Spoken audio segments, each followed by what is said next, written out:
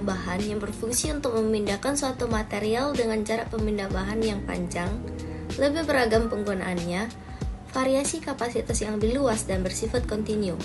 Menurut Henderson dan Perry tahun 1982, bakat elevator adalah alat pengangkut yang sangat efisien, namun lebih mahal dibandingkan dengan pengerok.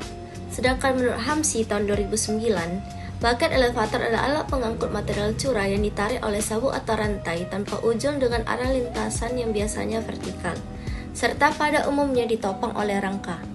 Jadi, bakat elevator pada umumnya itu khususnya untuk mengangkat berbagai macam material berbentuk serbuk, butir-butiran kecil, bongkahan. Contoh materialnya adalah mesin, pasir, batu bara, tepung, dan lain sebagainya.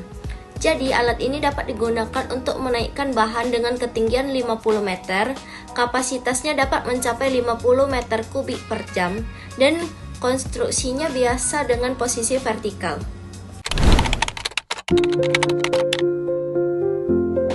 Memanfaatkan putaran dari motor penggerak dengan menggunakan chain dan paket sebagai transmisinya, di mana material curah, yakni bulk material, masuk ke corong pengisi atau feed hopper pada bagian bawah elevator atau bottom.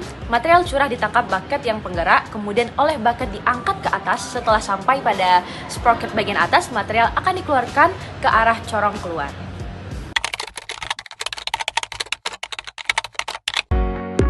Berikut merupakan aplikasi penggunaan dari bucket elevator, yaitu satu, untuk mengangkut material curah berbentuk buku granular yang berukuran besar secara vertikal, misalnya pada semen, tepung, batu kapur, dan lain-lain. Lalu kedua, digunakan untuk memindahkan material dari tempat penyimpanan ke proses produksi atau dari satu proses ke proses lainnya di pabrik.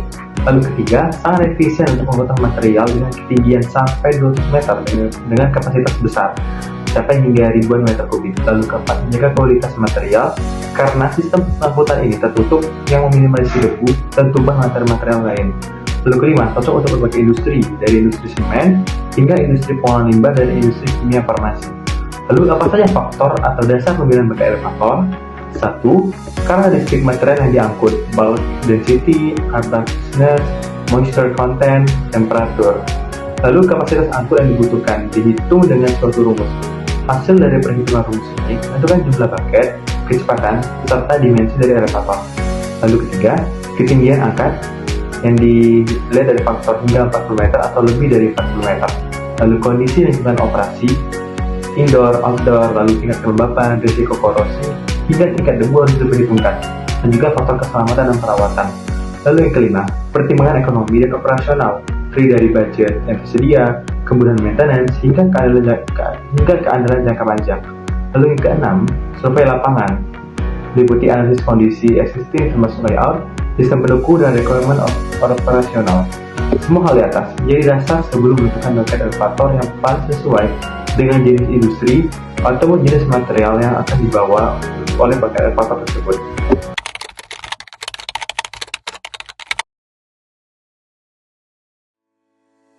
Aplikasi penggunaannya dapat kita lihat di bidang pertanian. Hasil pertanian berupa biji diangkat menggunakan bucket elevator, sehingga hasil pertanian lebih efektif dan efisien. Jadi, aturan dalam pemilihan bucket elevator ini salah satunya adalah pertama, pemilihan kapasitas bucket elevator sendiri itu harus perlu diperhatikan. Ada beberapa rumus perhitungan, mungkin itu bisa dijelaskan oleh rekan saya di video selanjutnya.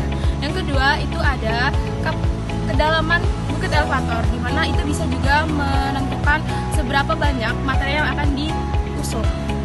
Nah, yang ketiga itu ada jenis bucket elevatornya.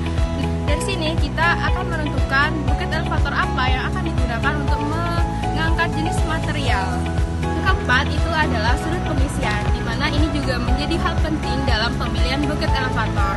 Nah, sudut di sini perlu dipertimbangkan sehingga material yang diangkut nanti tidak overheat muatan. Dan yang terakhir itu adalah maintenance alatnya, di mana kita harus memperhatikan jam operasional alat supaya alat yang digunakan itu sesuai dengan kondisinya. Sini saya akan menjelaskan tentang cara perhitungan untuk merancang alat, yaitu bucket elevator, di mana sebelum kita melakukan perancangan alat kita perlu mengetahui kriteria desain seperti apa yang kita perlukan, bucket elevator apa yang perlu kita gunakan untuk menunjang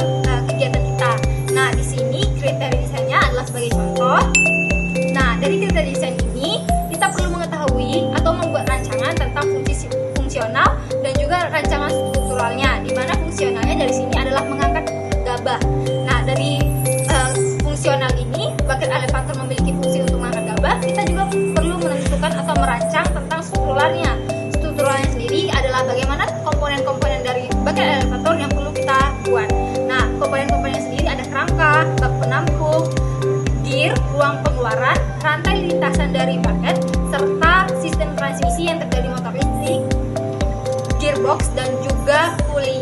Nah, setelah kita membuat rancangan desain dan juga rancangan strukturalnya, kita juga membuat tentang uji kinerja alat. Nah, di sini kita membuat perhitungan tentang alat itu sendiri dan juga tentang material apa yang akan kita angkut. Nah, dari alatnya untuk uji kinerja alat, kita perlu mengetahui pengujian kecepatan pemutar sproket bucket elevator. Nah, kita akan melakukan uji untuk kecepatan dari bucket elevator ini, dan yang kedua, kita perlu mengetahui pengujian tentang kapasitas kerja dari bucket elevator sendiri. Seberapa banyak bak per bucket itu bisa menampung gabah tersebut. Setelah itu, kita akan membuat tentang perancangan gabah yang terangkut dan juga gabah yang tersisa. Nah, dari kecepatan ini yang menuju ke bucketnya itu akan dihitung seberapa kecepatannya dan juga kapasitas berapa dari kecepatan tersebut yang bisa diangkut oleh bucket. Nah, setelah itu akan ada hasil rancangan berupa rancangan dari desainnya dan juga hasil rancangan kinerja alatnya, seberapa efisien